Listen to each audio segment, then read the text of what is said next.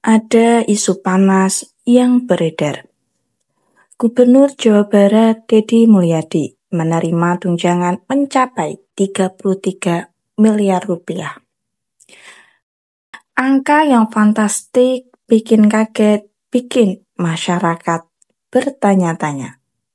Benarkah seorang gubernur bisa mengantongi puluhan miliar hanya dari tunjangan?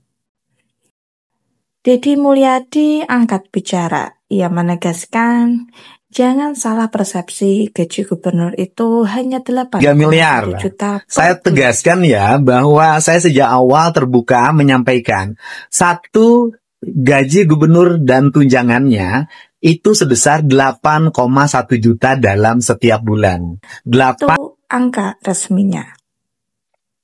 Lalu bagaimana dengan miliaran rupiah yang disebut-sebut?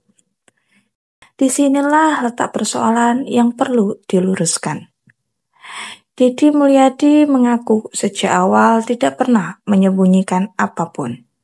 Gaji tetap 8,1 juta dan soal fasilitas ya justru banyak yang ditolak. Baju dinas ia beli sendiri, mobil dinas tidak ia pakai. Lebih jauh lagi soal perjalanan dinas gubernur. Kemudian Deddy yang Mulyadi. berikutnya ada lagi yaitu anggaran perjalanan dinas. Sebelum saya menjabat, gubernur yang terdahulu anggaran dinasnya per tahun 1,5 miliar. Kemudian setelah saya menjabat, saya turunkan menjadi 750 juta. Dan sekarang di perubahan APBD tahun 2025, anggaran perjalanan dinasnya diturunkan lagi 100 juta. Jadi dalam setahun saya menggunakan anggaran perjalanan dinas itu 100 juta dan sekarang baru habis 74 juta. Jadi sisanya mungkin untuk bulan September, Oktober, November, dan Desember. Nah selanjutnya lagi, ada apa lagi? Sederhana tapi penting. Menghentikan pemborosan. Sebab uang rakyat, kata Deddy, harus kembali ke rakyat. Lalu bagaimana dengan dana operasional? Yang nilainya puluhan miliar itu. Sesuai aturan pemerintah, setiap gubernur memang mendapatkan dana operasional sebesar 0,15% dari pendapatan asli daerah. Dengan APBD Jawa Barat nilainya sekitar 28 miliar. Dari jumlah itu, gubernur mendapat 75%, wakil gubernur mendapat 25%. Maka jatuhnya yang saya peroleh adalah 21 miliar 600 juta rupiah per tahun. Tapi sekali lagi, ia menegaskan bukan untuk dirinya sendiri. Dana itu digunakan sepenuhnya. Anggaran itu saya gunakan semuanya untuk belanja kepentingan rakyat. Satu, ada orang sakit di rumah sakit, saya bayarin.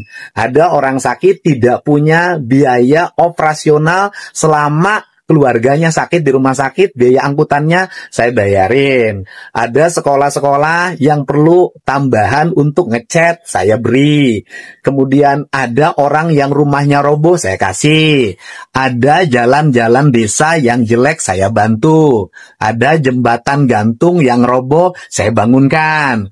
Dan berbagai kegiatan sosial lainnya yang dalam setiap waktu saya lakukan. Dan setiap hari juga ada antrian orang yang antri ke Lembur Pakuan. Nah, biaya operasional ini gubernur di Lembur Pakuan dipenuhi antrian masyarakat.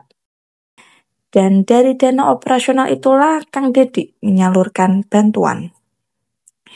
Ia bahkan berani mengatakan kalau dana operasionalnya dihapus. Saya nyatakan saya bersedia biaya operasional saya dihapus.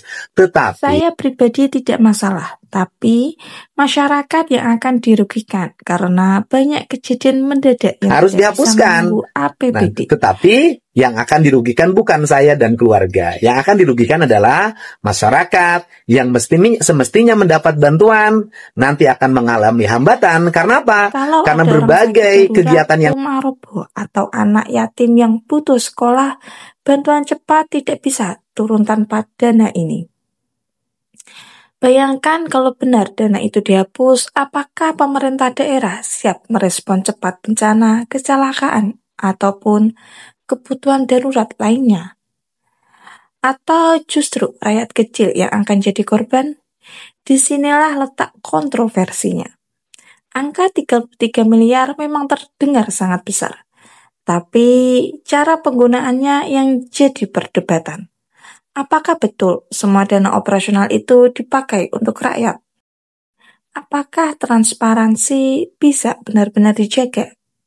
Dan apakah sistem seperti ini memang efektif untuk membantu rakyat kecil atau justru membuka celah bagi penyalahgunaan? Jangan lupa like and share ke teman-teman kalian supaya teman-teman kalian juga tahu berita terupdate baik dalam dan luar negeri. Terima kasih.